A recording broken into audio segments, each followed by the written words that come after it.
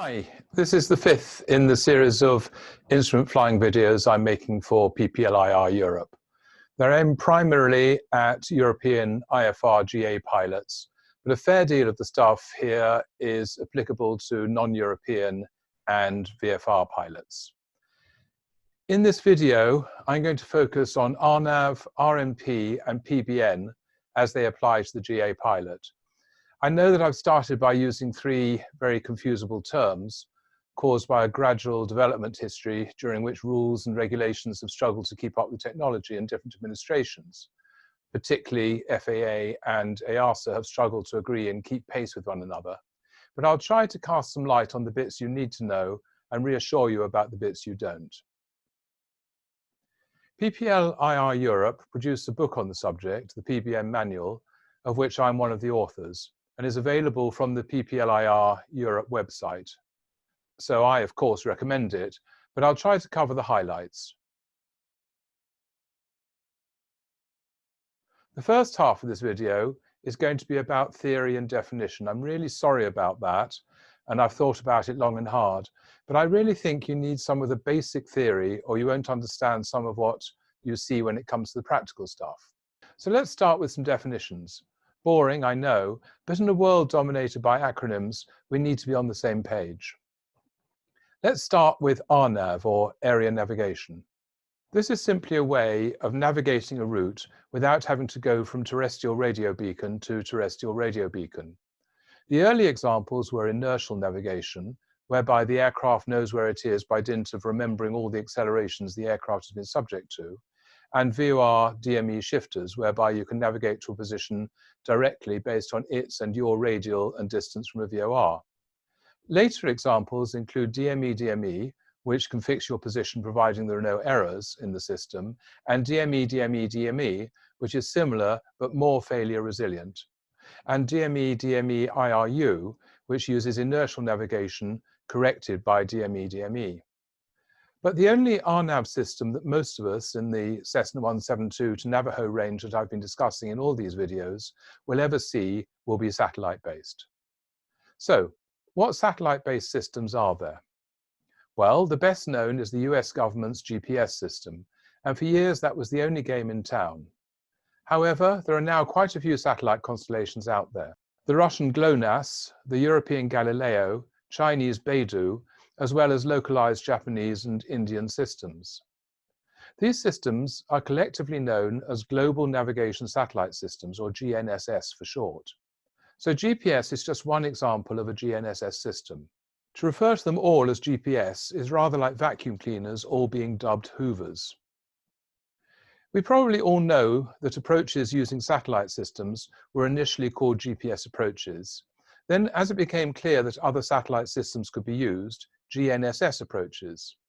Then came the realization that other non-satellite-based RNAV systems could theoretically be used. They were called RNAV approaches, which is mostly where they sit as I make this video. But increasingly, they're being designated RNP, and ICAO has decreed that by the end of 2020, all such approaches will be RNP approaches. So what is RNP? RNP, Required Navigation Performance, is simply an RNAV specification that has onboard monitoring and alerting. That means a mechanism for alerting the pilot when something is in the system has failed or is not performing to an acceptable standard. Because RNAV approaches all require onboard monitoring and alerting, and always have, they have, in reality, always been RNP approaches. So this latest change in name is only really catching up with reality and naming them as they should always have been named. There are also RMP-AR approaches, which require even higher level of fault tolerance and recovery, but they're not available in the aircraft types we're discussing, so I'll leave them with only a passing mention. So, GPS is a type of GNSS, but there are other GNSSs, and GNSS is one way of achieving RNAV, but there are others. RNAV is enhanced by onboard monitoring to be called RNP, and RNAV and RMP form the navigational backbone of PBN, but there are many other components of the PBN system. So that leaves just one more acronym, PBN, Performance-Based Navigation. Well, PBN is a description of everything that has to be combined to make navigation and approaches work. RNAV and RMP cover the aspects that make aircraft follow particular magenta lines in space, but PBN encompasses everything else as well, such as procedure design, air traffic management, database provision, pilot and controller training, in fact, the whole environment. So it's not surprising that people get confused by these 5 terms, especially as each term has come to be replaced and enhanced by its predecessor. I know I'm using a lot of acronyms and will probably be introducing more and probably then rattling them off later. So I've made a list with brief explanations in the comments below. So if you get overwhelmed, you can put me on pause and refer to them. PBN underpins much of the en route and terminal procedures such as SIDS and STARS, and a purist would say that you should really know the performance specification of every leg you fly, whether it's RNAV, RMP, and to what precision. But in reality, it's difficult to discover that information without digging deep in the manuals, and it's pretty useless information. You just fly the magenta line and keep the CDI in the middle, and you'll be fine. But where you really do need to know the nature of the leg you're following is on the final approach. But that is made very easy for you because it is enunciated by your GNSS navigator and, for glass pilots, also shown on the PFD. There are 5 different enunciations that pilots might see in Europe: APR, LNAV, LNAV plus V, LVNAV, and LPV. These enunciations are the result of the more limiting of 2 things: the precision of the designed approach and the quality of the signal being received. Let's start with the best of circumstances, LPV. That means you have approximately the same precision and reliability as the ILS, and that both the approach design and the satellite signal support that. The needles on the HSI or OBS will behave indistinguishably from the ILS, though experience tells us they're actually a little more stable, down to minima as low as Cat 1 ILS, i.e. 200 feet and 550 meters RVR. Nearly, but not quite, all recent and planned approaches are LPV. However, you could be flying what is designed as an LPV approach at a time when the satellite signal is not good enough, either because of satellite geometry or failure, but is good enough for a lesser approach. That lesser approach will then enunciate, and you must fly to the appropriate minima. So, to labour the point, if you're expecting an LPV approach with a 200-foot decision height and a 550-meter RVR, but the enunciator says LNAV, then you must use LNAV minima, which might be, say, 400 feet and 1,500 meters RVR.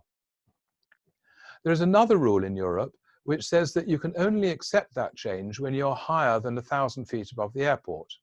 So if the enunciator initially says LPV, then changes to LNAV, you must check whether you're above 1,000 feet. If you are, use the LNAV technique and minima. Otherwise, go around and have another go using the higher minima. These changes in enunciation are rare, but not unknown. They are most likely in mountainous terrain and near the edges of coverage of the ESPAS satellite, which I'll be talking about shortly. You can see how, as we're talking about fringe coverage and terrain effects, the enunciation might change as you descend. So that's the LPV, the preferred approach and increasingly the most common. I'm now going to jump to the oldest and original approaches, which are referred to in plates as LNAV for lateral navigation, but which older GNSS navigators, such as the GNS 430, i.e. the one without the W at the end, enunciate as APR. The reasons for this are fairly obvious. When the GNS 430 and earlier boxes were designed, this was the only approach, so it could be safely labeled approach. It's only when boxes capable of more sophisticated approaches came along that they had to distinguish. So, if you see APR in an old box, you may be flying an LNAV approach, but more likely you're flying an LPV, but your box is incapable of recognizing that, so it behaves as if it were an LNAV approach. Either way, you must use LNAV minima and check altitudes. Now we move on to a bit of a complexity, so put your thinking hat on and listen carefully. Early boxes, such as the GNS 430 and their equivalents, many of which are still in use both in GA aircraft and in airliners, did not represent the final approach track with increasing sensitivity, as you see in all other approaches from NDB and VOR to ILS, but as a fixed distance either side of the track, with a full-scale deflection sensitivity of 1/3 of a nautical mile. It's easy to see that that reduces the precision with which you are positioned at the decision point. If you have half-scale deflection, the maximum acceptable without going round, you are 275 meters off to one side, which is 8 or 9 degrees, depending on the decision height, making visual acquisition of the approach lights less likely. Newer boxes, such as the GNS 430W, GTN, and IFD, enunciate LNAV and no longer use that tram track precision, but use increasing sensitivity as the aircraft gets closer. But the approach designer has to work on the assumption that aircraft are using the tram lines and design their minima accordingly. So, I've now talked about LPV, LNAV, and APR. The other two are hybrids and a little more complicated to describe. Firstly, LNAV plus V.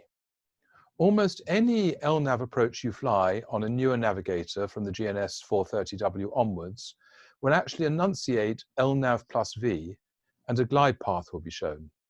However, that glide path is not part of the published procedure. It is added by Garmin or Avidyne to make your life simpler. You still need to treat the approach as non-precision and check your altitude every mile. But the advisory glide path indication should take you from check altitude to check altitude on a stable descent. But it's not an official glide path, and it shouldn't be treated as such. It has no more validity than, for example, the so-called ILS approach feature in SkyDemon.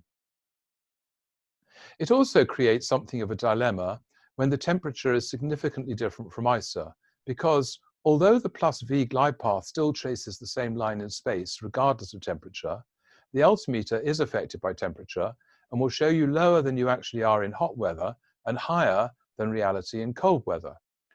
That means that if you follow the unapproved glide path, your check altitudes will be wrong. And if you use check altitudes, the glide path will show fly down in hot weather and fly up in cold weather.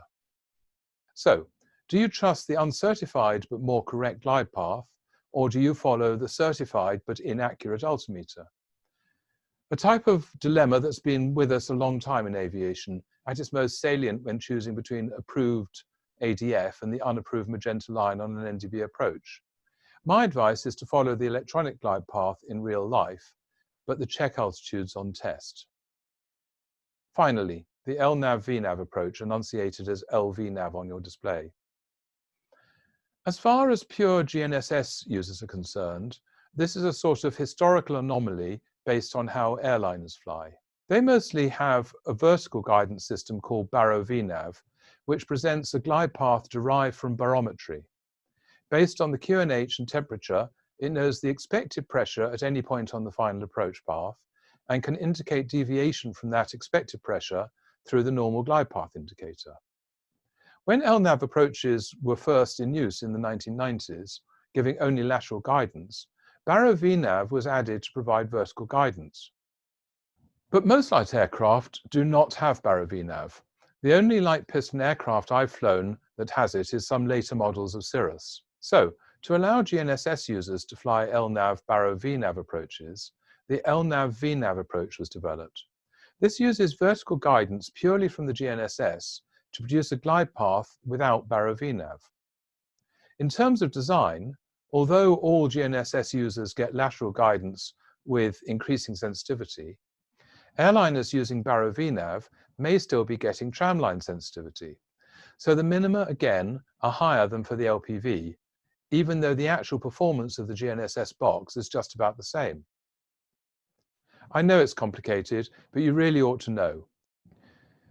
The bottom line is, if you see APR, LNAV, or LNAV plus V, it's a non-precision approach, but LNAV plus V helps you fly the glide path. If it's LVNAV or LPV, it's a fully certified approach that you can use to minima, like an ILS. Now, let's talk about SBAS. SBAS is what enables the GNSS navigator to show a glide path. It compensates for the fact that vertical precision is rather poor using raw GNSS.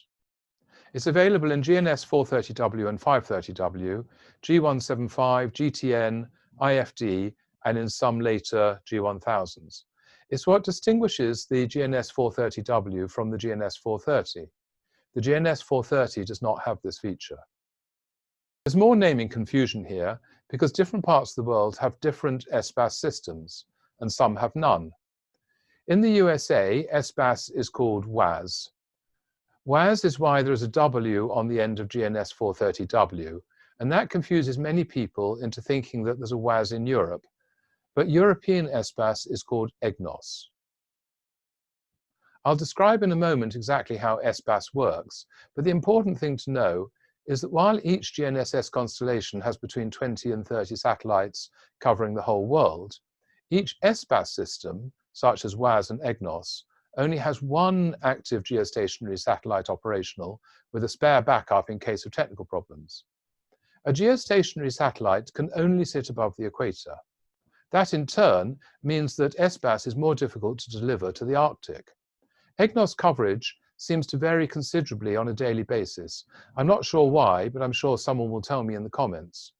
But it's only really at its most available in an area bounded by Faro, the Faroes, Trondheim, Helsinki, Ankara, and Naples, with the north of Scandinavia, including most of Finland, Sicily, and eastern Iceland getting slightly less reliability, and in Reykjavik and Murmansk, it not being very reliable at all. SBAS has a network of ground stations called RIMS. To give you an idea, there is approximately 1 RIMS per country of Europe. There are 2 in the bigger countries, like France, Spain, and the UK, but none in Benelux, so it sort of averages out. There are also RIMS on the periphery, in Africa, Jan Mayen, Svalbard, and Turkey, to give wider coverage. Each of these RIMS knows exactly where it is, to the millimeter, horizontally and vertically. So, when it picks up a GNS signal, it knows exactly how wrong the signal is. The error signals from all the RIMS in Europe are integrated and calculated, and the resulting correction is sent up to the geostationary satellite so that it can be rebroadcast to aircraft. So, for the sake of argument, let's say that the RIMS in Toulouse gets a GNSS position that's wrong by 2 meters northeast horizontally and 2 meters vertically, and the one in Paris is wrong by, say, 1 meter west and 4 meters vertically. Those errors are processed and sent to the satellite. Then an aircraft flying an approach in, say, Limoges might get an instruction from the satellite to shift its display position southeast 1 meter and 3 meters down. This is, of course, a massive simplification, but it should help you picture what's going on and what SBAS is doing for you. Essentially, it makes your position, most importantly your vertical position, much more accurate. We now need to talk a little about alerts and messages. On the GNS, a loss of integrity enunciates as an INTEG flag. On the GTN and G1000, it's LOI for loss of integrity. On the IFD, there's a variety of more specific messages announcing what facilities are unavailable. The theory behind alert levels and time to alert is quite complex, and we won't go into it here. But it has been worked out by people cleverer than us, and the bottom line is that if you get an integrity warning, the navigator is no longer providing the guidance you were expecting. It might mean that an LPV has been degraded to LNAV, or it might mean that you're getting no usable satellite signal.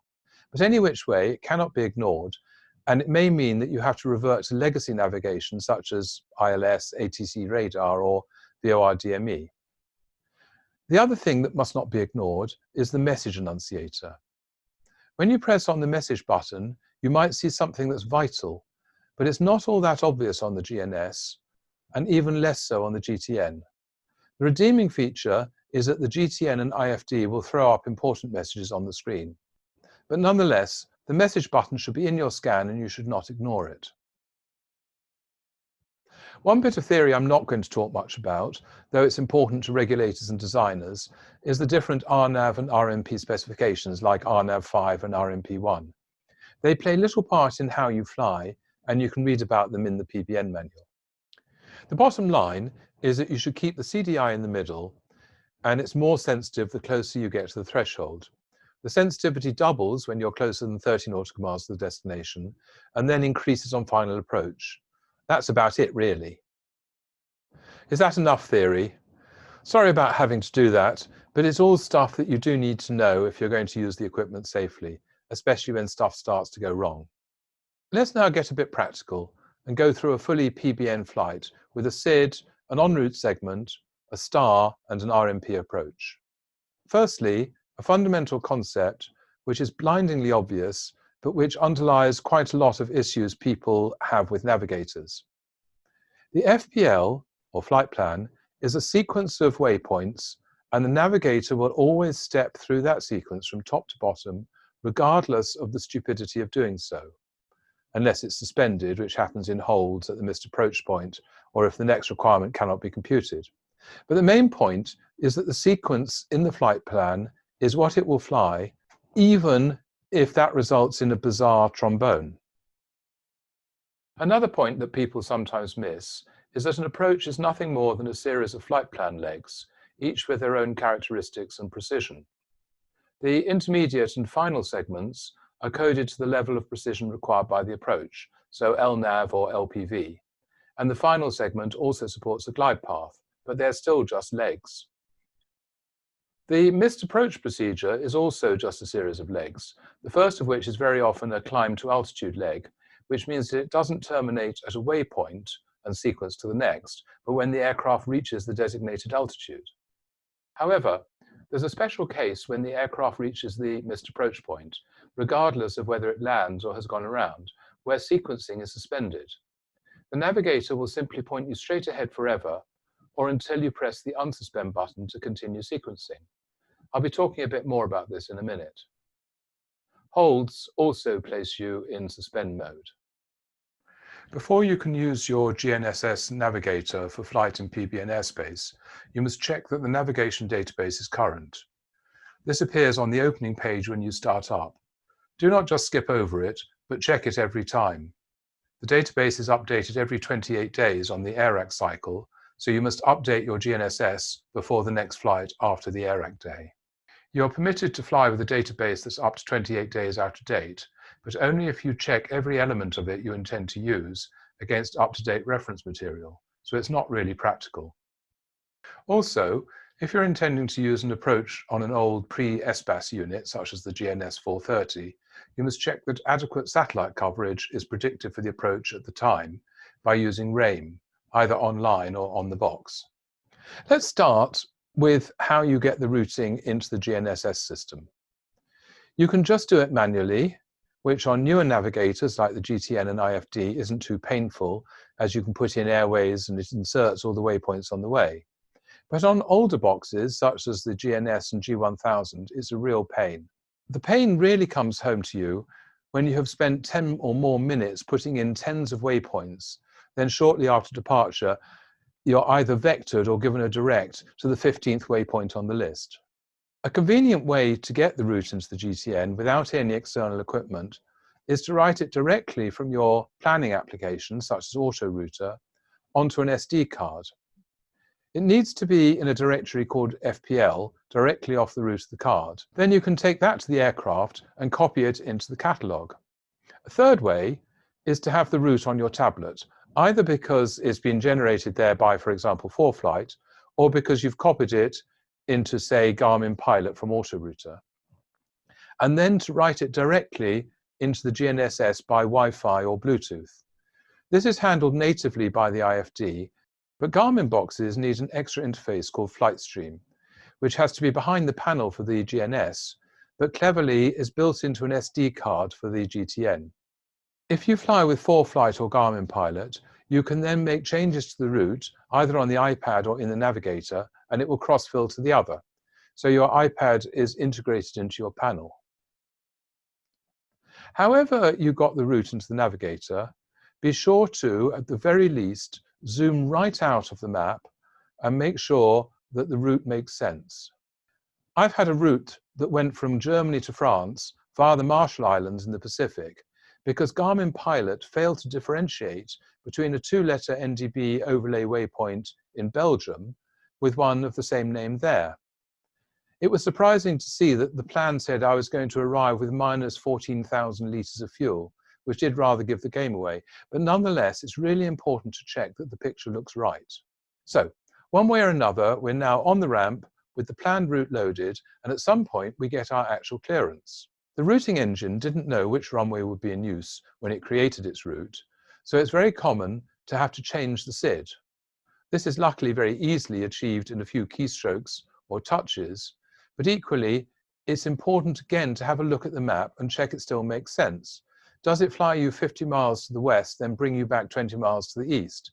Because the next point after the end of the SID made sense with the original SID, but not with the new one. Something that happens thankfully rarely is that you are given a clearance completely different to the one you've planned. It happens mostly if you try to buck the system with directs and lat long or displaced waypoints. If your clearance is different, you need to enter it, but also replan fuel and potentially weather.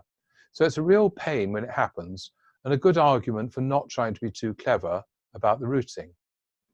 My advice is to accept a Eurocontrol routing and follow all the vectors and directs, which will shorten it anyway. Before you take off and fly the SID, have a good look at the plate in JEP or the AIP. Don't just rely on the magenta line. Often there's a note telling you to change frequency immediately after takeoff, especially in Germany. Listen out for the hint, clear takeoff and have a nice flight. And many navigators don't give the vertical constraints. Remember that if you're cleared for a departure but not given an altitude or level, then you must fly the constraints on the chart. In some software versions of some navigators, such as recently updated GTNs, they are provided, but not in GNS or older G1000s.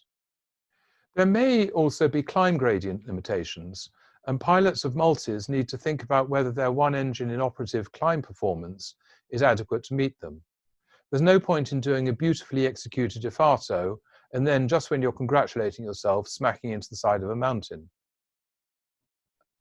Once you're on airways, you're almost certainly in PBN airspace, and there's therefore no need to tune in VOR DMEs. Some people like the belt and braces approach, and there's certainly no harm, especially if you have little to do. I have to say that it never occurs to me to do so.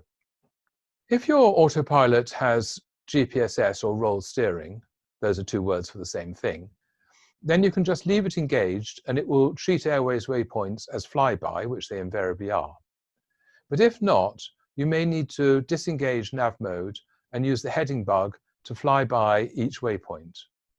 If you don't, your autopilot will treat all waypoints as flyover, which is against the rules, potentially disruptive, time-consuming, and uncomfortable.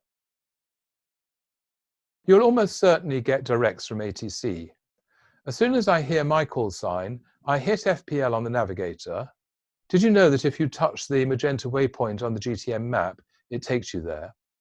So I'm ready to search my plan for the foreign accented waypoint name. If they say what you hear as direct Piram, and there's a Peron in the plan, that's almost certainly what they mean, and you can read it back with confidence and select direct. If there isn't a matching waypoint, note what you think they said and read it back imitating them. Then look ahead on the chart for likely candidates.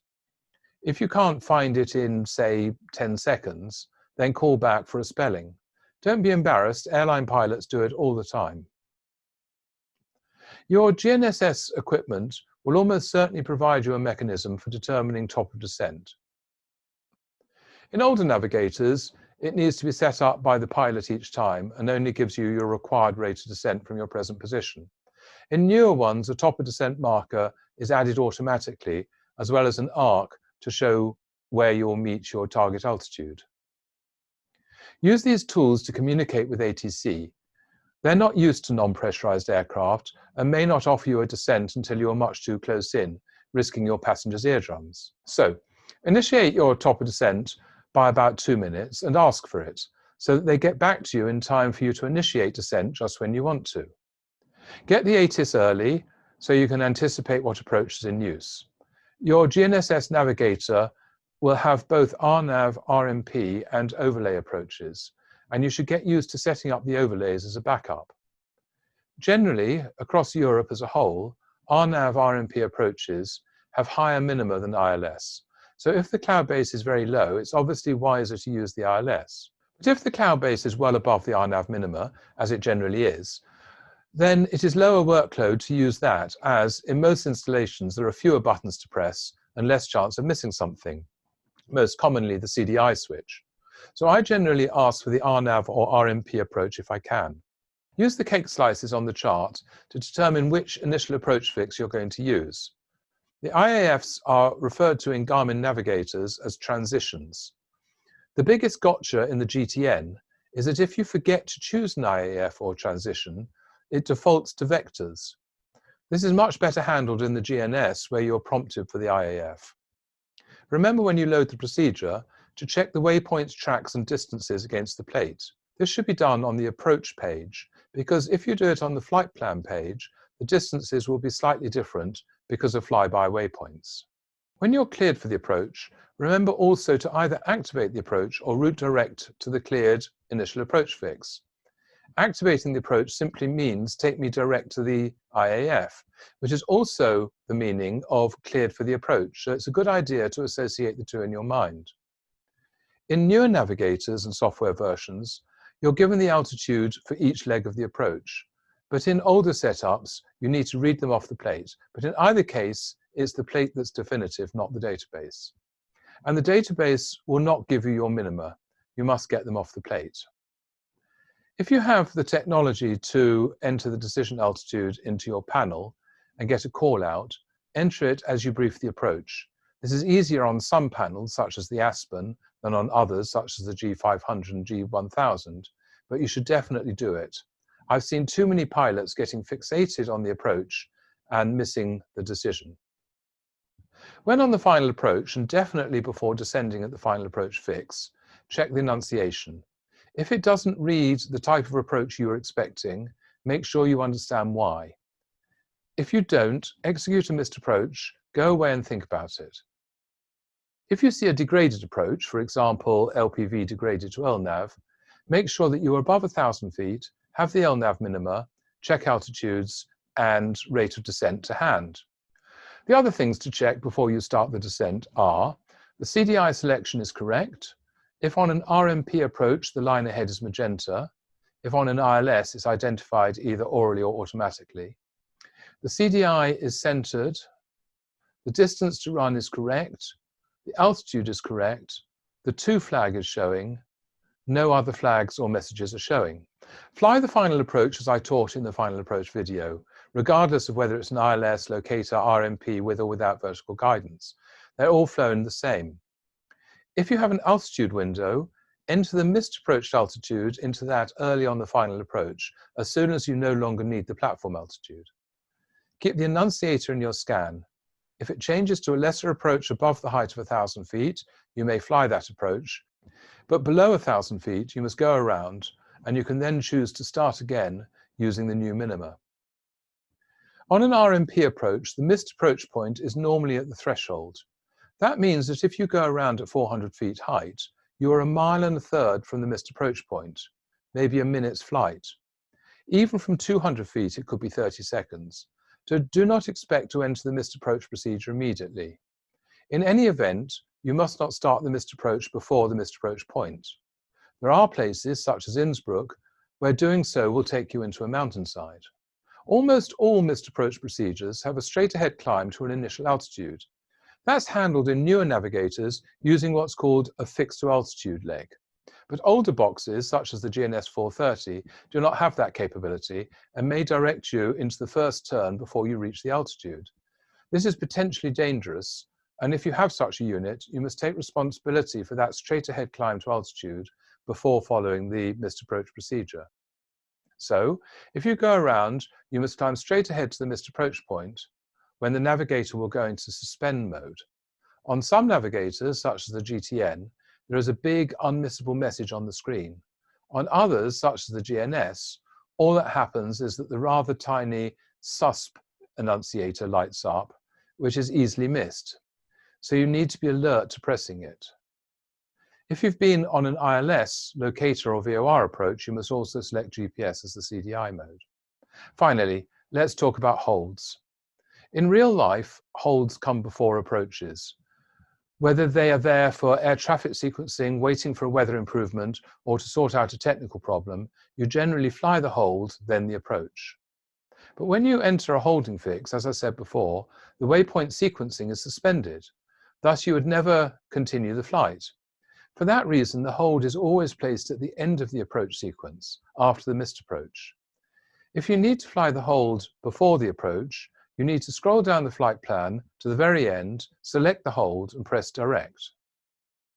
Most navigators will calculate and fly the correct join, even correcting for wind if you have an air data computer, and continue to fly the hold until told otherwise.